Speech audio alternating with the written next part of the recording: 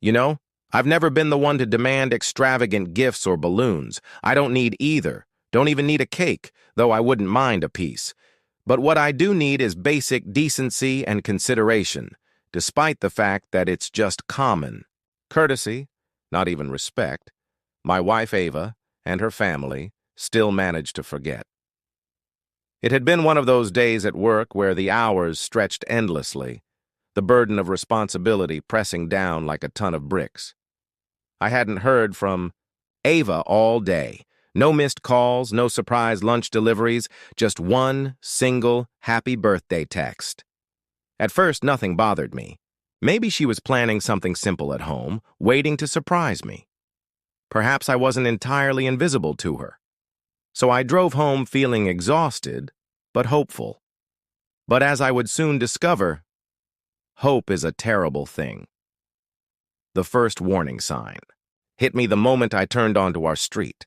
Cars crammed the curb so tightly that I had to park 2 blocks away. Most of them were familiar.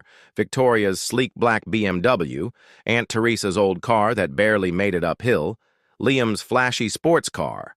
I scowled. Maybe, just maybe, Ava had planned a surprise party for me. Maybe my bad attitude would turn out to be unjustified. Maybe I'd walk in and they'd all shout, "Happy birthday, Daniel!" And I'd chuckle, shake my head, and feel bad for doubting her. But then, I stepped out of my car. Laughter echoed from inside my house. Music spilled through the open windows, too lively, too celebratory. My heart pounded as I rushed up the driveway.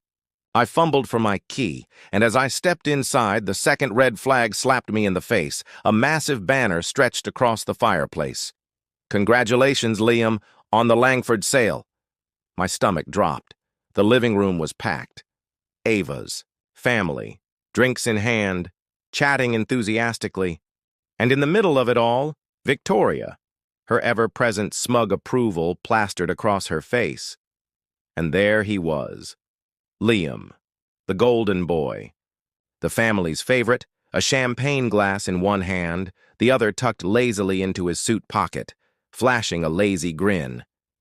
And in front of him was me, standing in my own home, on my own birthday, while they celebrated him. The decorations, the food, the laughter. The sheer absurdity of it all. I hadn't even stepped fully into the room before Ava saw me. Her eyes flickered with mild surprise, as if I were nothing more than an unexpected inconvenience. "Oh, I didn't know you'd be home so early," she said. I opened my mouth, but my throat felt dry. Before I could speak, Victoria turned to Ava, placing a hand on her chest with mock embarrassment. "Oh no. Ava, my love, why didn't you remind us? This is really embarrassing." Ava let out a nervous laugh. "I was going to do something later, but Liam's deal was important, you understand, but I didn't." I looked at Liam. He had the audacity to give me a pitying smile. "Hey, man, no hard feelings, right?" Grab a drink. Something inside me cracked. 7 years. 7 years of being a supporting character in my own marriage. 7 years of watching Liam get celebrated while my own efforts were brushed aside. 7 years of Victoria's blatant contempt. Her constant reminders that Ava could have done better. And on my birthday, they threw a party for him. In my house. Ava must have noticed my shaking hands because she took a small step toward me and lowered her voice. "Daniel, can we not do this right now? We have guests." Of course. To her, appearances mattered more than anything else. I took a deep breath, then smiled. "You're right," I said calmly. She relaxed, thinking she had diffused the situation. "We'll talk later." I nodded. And then, I did something none of them expected. I turned around and walked upstairs. I didn't slam the door, I didn't yell. That would have been too easy. Instead, I grabbed a suitcase. I came downstairs packed and ready to leave. The party went on without missing a beat. Glasses clinked. Laughter echoed. Victoria's voice cut through it all. "You know, Ava could have done better," she whispered. I grabbed my laptop and external hard drive, the files I had spent years perfecting for their family business. They forgot my birthday. That was fine. But they were about to remember my name. I didn't sleep that night. Not because I was angry, but because I had finally moved on. This wasn't just about a birthday. It was about years of being ignored, dismissed, used. Morning came. Quickly. I packed carefully, only what I needed, enough for a few weeks. My laptop was the second thing to go, along with all their financial data, client lists, and strategic plans. Not theft. Reclamation. I sat in my dark home office staring at my screen. The files I had spent years working on shimmered back at me, and then I made my move. Downstairs, the house was eerily silent. The remnants of last night's party still littered the living room, empty champagne glasses, confetti, that ridiculous banner. I grabbed a notepad, ripped out a page, scrawled a note. "You forgot my birthday. You won't forget me." I placed it on the kitchen counter and walked out. I didn't look back. As I drove away, my phone buzzed. A message from my friend, Noah. "Happy birthday, man. How's your day going?" I let out a laugh. "Finally, someone remembered," I replied. "Got a place for me to stay?" He texted back immediately. Of course, always. For the first time in years, I looked at the road ahead and felt free. By the time I arrived at Noah's, the reality of what I had done set in. I had left. I had walked away from my wife, her family, and the life I spent 7 years building. The best part? They didn't even know it yet.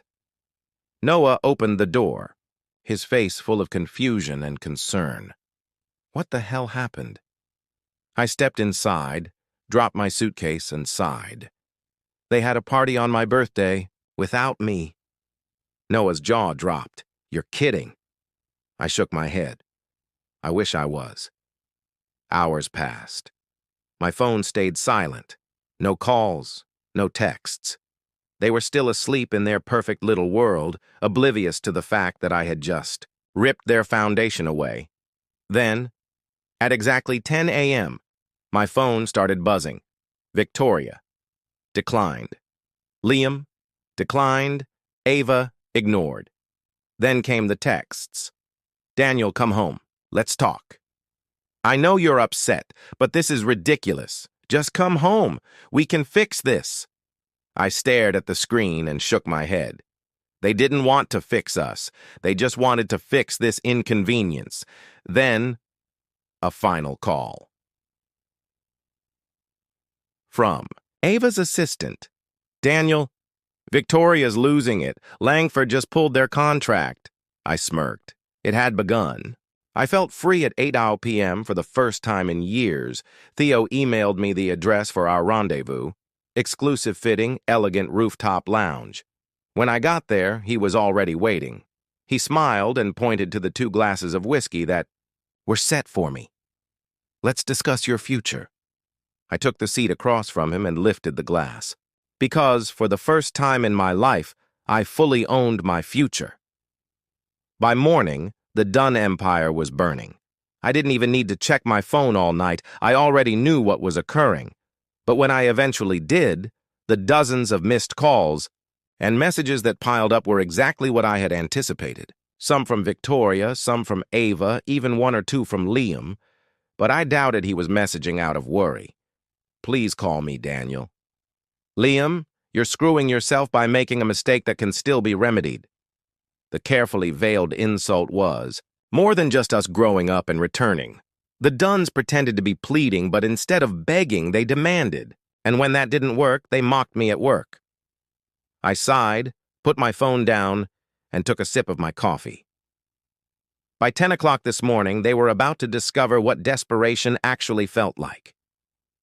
Damage control had started. Word was, getting out quickly. Clients were pulling out, contracts were being yanked like flies. The business was bleeding money by the hour. My old assistant Lauren texted me. Victoria called an emergency meeting. Liam is panicking. Victoria is frantically trying to keep it together. Of course he was. Liam had never really worked for anything. The golden boy, the perfect done in terms of appearances. But now, just another entrepreneur, clueless about managing his own business. And Victoria. Oh, I could only imagine how the conflict was tearing through her. For the first time in 7 years, she was on the opposing side. She was the one watching the fall of the empire. She was the one being ignored. Around midday, she made her first serious move. Daniel, I'd like to propose a brief, formal, calculated meeting. I think we can reach a mutually beneficial deal. Name your terms. I laughed. Name my terms? Oh, Victoria, for the first time in your life, you're the one asking me for a favor. I tapped my fingers on the desk, considering. Should I even meet with her? Did I need to? I already had everything I wanted. You made your decision. Live with it. There are no terms. By 3 p.m., I shut off my phone and let her sweat. Then came betrayal instead of desperation. You won't believe this, Lauren texted again. Victoria just threw Liam under the bus. What do you mean? She leaked internal emails to the media, proof that Liam falsified financial records. Victoria Dunn, the queen, is everywhere. I sat back in my chair and shook my head. She was playing her last card, officially sacrificing her own son. I wasn't surprised. She did what she always did, even though she knew the company couldn't be saved. By 4 p.m., she defended herself. And Liam? Liam was the perfect scapegoat. When I switched my phone back on, the real fallout had started. Ava was blowing up my texts. Daniel, my mother is ruining Liam. She's accusing him of everything. Mismanagement, financial fraud. You have to do something. I took my time to respond. You knew this would happen, didn't you? That was the truth. Ava had put her family before me. Let them take credit for my work. Treated me like an outsider. Now, she was watching what happens when you choose the wrong side.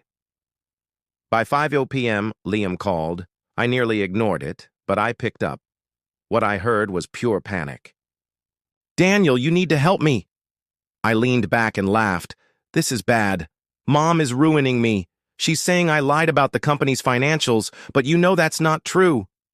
I stayed silent, because Liam had lied. Maybe not alone, maybe with Victoria's help. He was losing, and now he was begging. You have influence, Daniel. If you tell people the truth, maybe they'll listen. Maybe we can fix this.